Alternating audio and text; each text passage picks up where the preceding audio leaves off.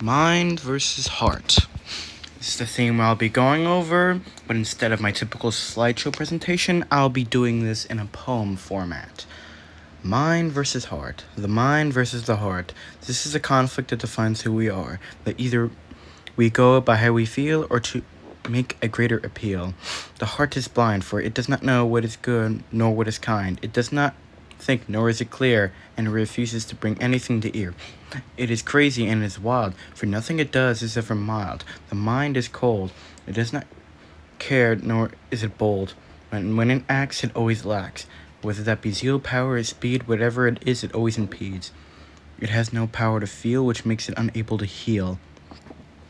The heart is also able. It has powers to do things that only lie in fables.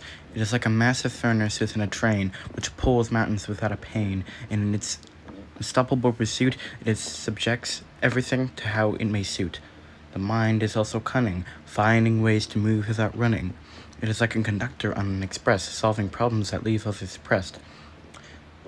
But a leader is only as strong as who he leads, directing power so that nothing impedes. It is not about who is superior or who is better, for that leads only into a fetter. It's about joining two opposites who seem to never sit. For a train without an engine is dead, and a train without a conductor has no head. And this fits within two biblical principles that in Jeremiah says that the heart is wickedly deceitful, and that in Ezekiel it says that we have a heart of stone that isn't able to adapt and is stagnant and is stubborn and is prideful. And it says a very similar thing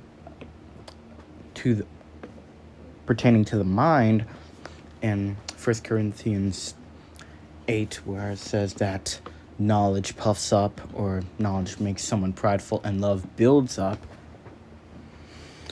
But it also says, in contrast, that in a heart, that you must guard your heart, for everything flows from it. And the Bible also says to be fervent in zeal, or passionate in zeal, passionate in heart. And it says a very similar thing to that about the mind, and test yourselves, prove yourselves, whether you are in faith and grow in the grace and knowledge of Christ. Grow in knowledge or grow in mind.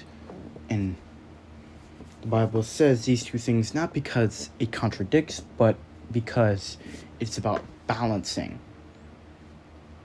You're supposed to guard your heart because you're supposed to protect your heart. And in Ezekiel, it says that he will instill a heart of flesh, or a malleable heart, a heart that is flexible, a heart that can take in things. And it's not that the mind and the heart are inherently wicked, it's that the heart and the mind change in order to fit Christ's goal. And I hope this was useful to you and helping to you. So, goodbye and God bless.